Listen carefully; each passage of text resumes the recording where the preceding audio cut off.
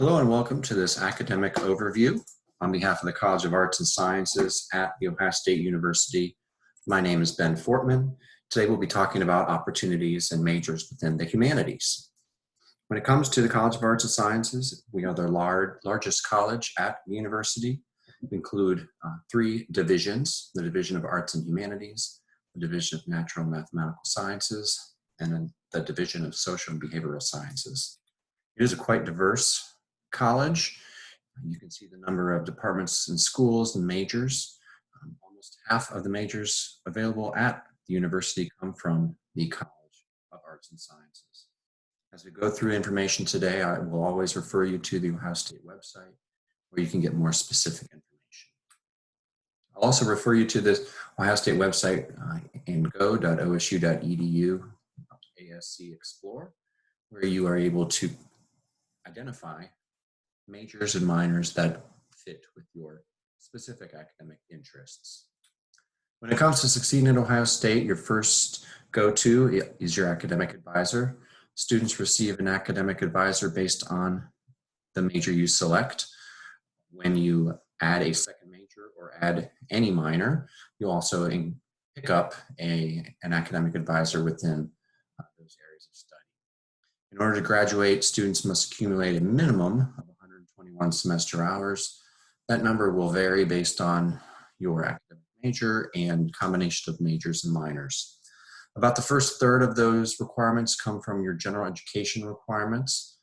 These are there to help students of any major become well-rounded.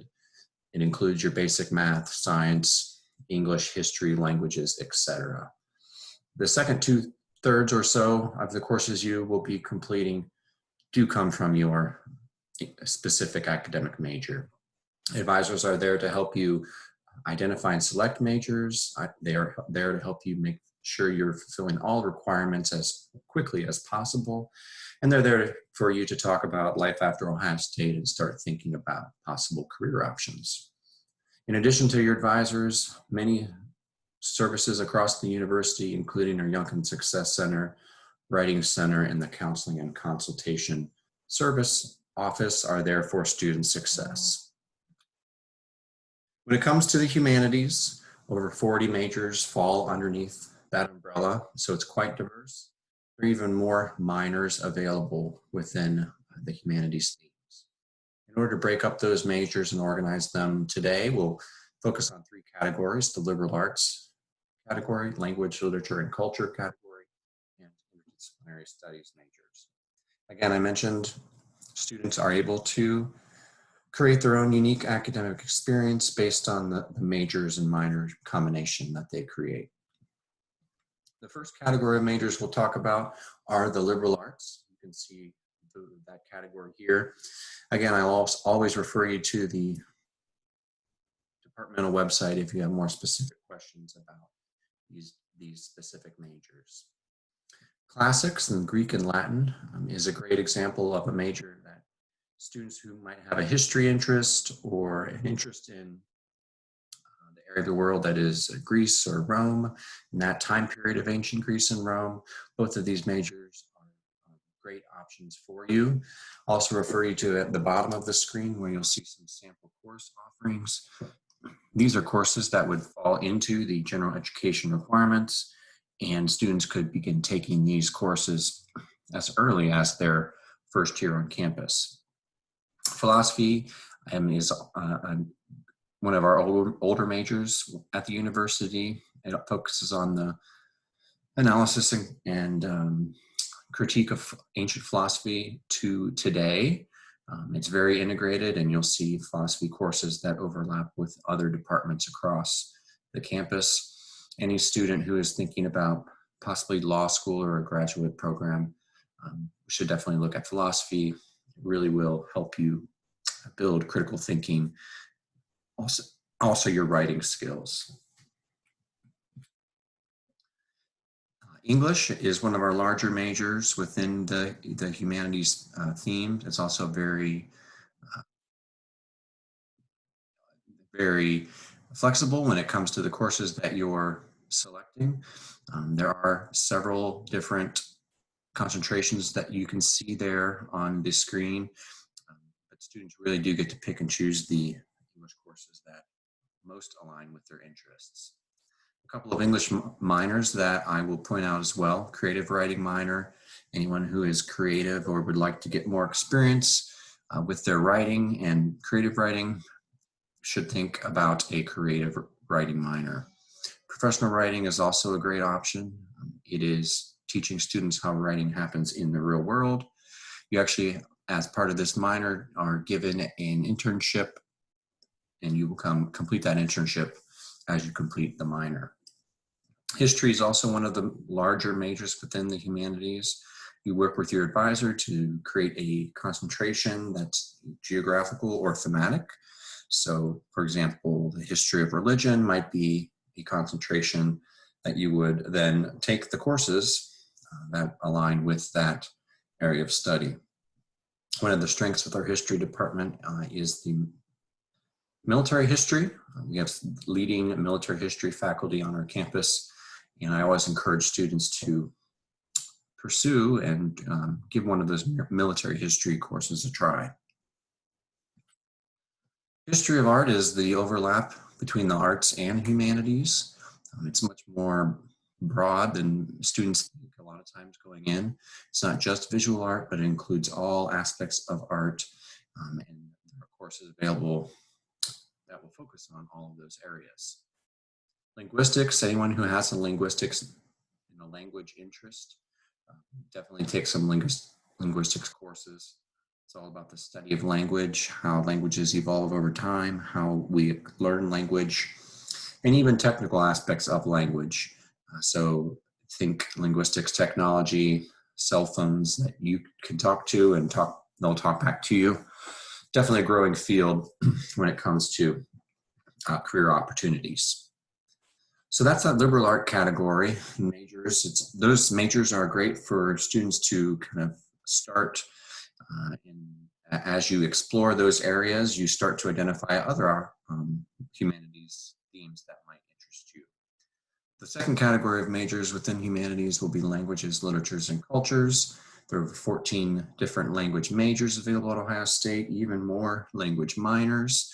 You can see all of the language majors listed there. Language coursework is going to be a combination of written and spoken language, but also cultural aspects and components that go into language. When it comes back to those general education requirements, they're really most of the majors that all the majors you see here and most majors at Ohio State have a language component within that general education requirement. What that is, a 3-course sequence of the same language. So students will complete a language placement test during their orientation. This will help us identify where students will begin if they were to continue with a language that maybe they spoke and took and studied in high school. The last category of majors within the humanities are interdisciplinary studies majors. There's quite a long list here, and what these majors are very narrowly focused majors that are combinations of all the, really all the humanities themes. So you can pick and choose any one of these. Film studies, for example, is going to be the study of film history. It's going to include literature and writing courses for script writing and screenwriting. It's also going to include cultural coursework when it comes to foreign film. And you can kind of see all those different themes. The focus of those and study of within those themes would be film. Again, I encourage students to really take a look at this list and kind of identify some of the areas that interest you, and then definitely visit the departmental websites to learn a little bit more. When it comes to minors, every major has a minor and then some. At minimum, minors, in order to fulfill that minor, would be 12 semester hours, which is 4 courses. History is a great example of a minor that is a 4-course minor. And actually one of those courses, students are able to overlap with their general education requirements. So really you're only taking 3 additional courses to complete that history minor. I always encourage students to work with their advisor to identify credits that they're bringing in even before they get to campus. So that would be AP credit or post-secondary college credit or IB credit. This credit you may find yourself, based on what you've completed, that much closer to completing a minor. And so definitely work with your advisor to make sure you're fulfilling all requirements as soon as possible. We always encourage students to pursue education abroad, and there are many opportunities that are sponsored by the university. The go-to for learning about these opportunities is the Office of International Affairs. You're able to see all the different programs university-wide, but really you are definitely want to take a look within your department, and you'll get some real specific programs that align with your major.